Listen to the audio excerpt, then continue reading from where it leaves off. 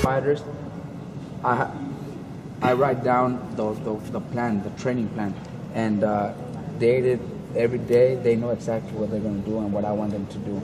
The rounds that I need them to spar, the rounds that I need them to do mid, the rounds that I need them to do heavy back. They know everything and they follow everything. And Maidana is one that, if he's doing if I have him doing 3 rounds in the heavy back and I tell him I want you to do 15 today, he's going to do 15 today. Can I get your take on Nonito's performance against Darchinian? I think it could have been better. But coming off the loss, it's very excusable. He did what he had to do. We pushed him at the last few rounds to go out. He had to show us something because he was falling behind. But he came out and knocked him out. That's all that matters. He came out with the win, but could have been better. He said he would like to fight whatchamacallit again, Rigondeaux. Do you want to keep him away from that fight because it seems like that fight is a real tough style fight? I think Nonito wants that revenge, and Nonito is a fighter, a man with tremendous heart, and the man that wants to fight the best, and that's the best.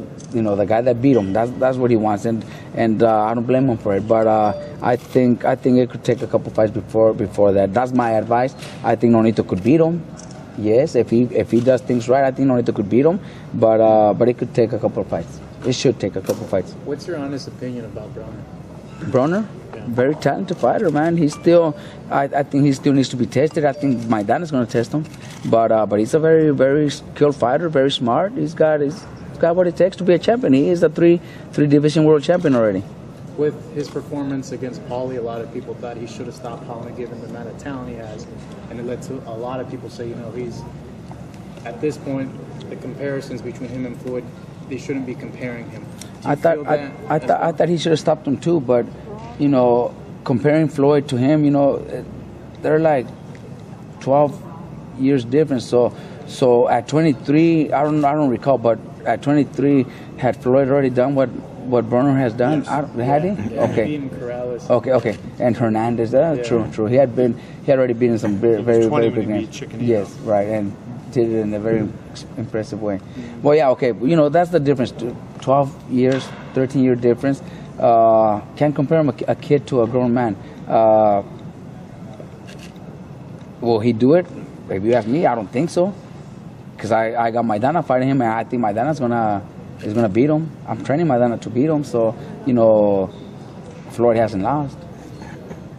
Where do you think this would put Maidana if he beats Broner? Well, that's up to his management team, his promotion team. I never get involved with that, especially with Maidana.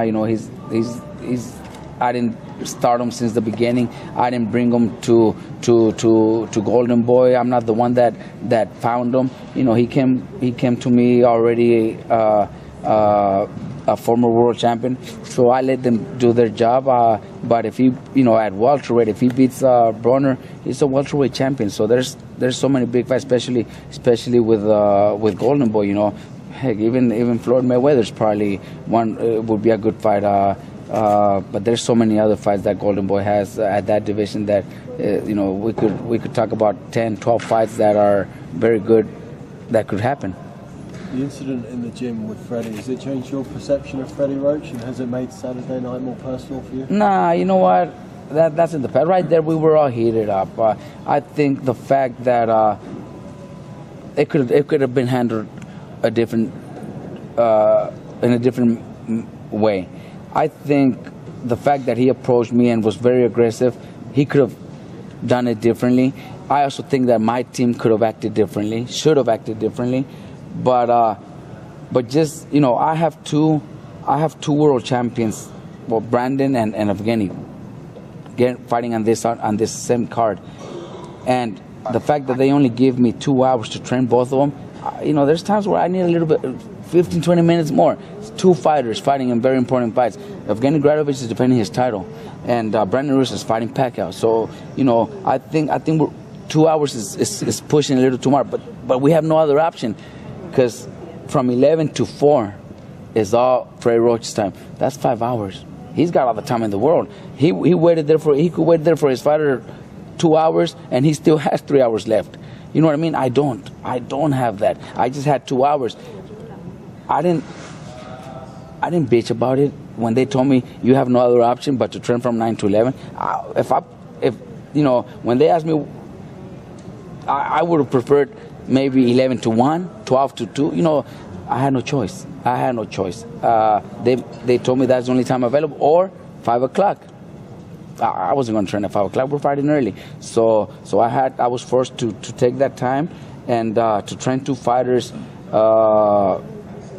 in 2 hours. It wasn't easy. It was hard. So is that, you'd say there's no bad blood with you and Freddie now, or there is bad? Not at all. You know, in this is a sport, and I love the sport, and I like to have respect from everybody. I like to respect everybody, but I also like the same thing back. You know, after the fight, whatever happens after the fight, Manny's always going to have my respect. And what Freddie Roach has accomplished and what Freddie Roach has done in the sport is something that not only myself, but anybody else doing the same thing that we're doing, training fighters, has to respect and admire what he's accomplished. You know, it's something that we might never, just like we might never see somebody win 8 titles in 8 divisions. I think we might never see what a trainer accomplished, what Freddie Roach has accomplished. Could Brandon fight Mayweather? What was that? Someday? Who? Brandon fight Mayweather. You know, that's promotion.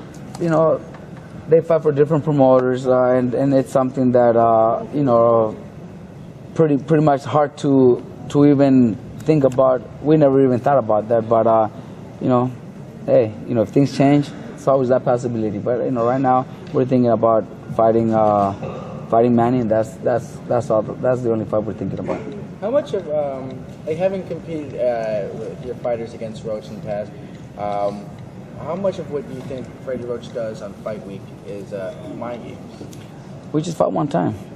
That's all we fought, against Margarito, because that's the only time he was there against me. We were both in the corner. I think he was training Garcia when Margarito beat him, but I don't think they count that one, and I don't count it either. He wasn't even in the corner. That was the only time we've been against each other. I think Freddie's experienced, and Freddie knows how to try to get into your heads. You know, I don't think it works with us. With Brandon especially, that's probably more motivation for Brandon. But does it affect us? Not at all. What's the reason Brandon lost to Alvarado? To Alvarado? Because Alvarado was better that night. That's it. What's the reason? Well, we lost. Can Brandon, well, let me rephrase that. 140 is still a viable option for you guys, even after this fight, or do you want to keep him around here? After this, I think, like, I came to learn the sport. When I was fighting, it was more about pride, and when you're coming up, it's more about pride. I want to win that title. I want to be champion. I want to defend my title. It's all business now. It's all business. So whatever's out there for Brandon, if it's at 140 or 147, maybe 154. Who knows? Maybe we'll go after Cotto. You know what I mean? Brandon's a little bit taller than him. Who knows? You know what I mean? It all depends on what Top Rank, what Cameron Duncan want to do. Brandon is a very strong fighter, and if everything goes the way we plan, there's many options at welterweight, at 140, even at 154.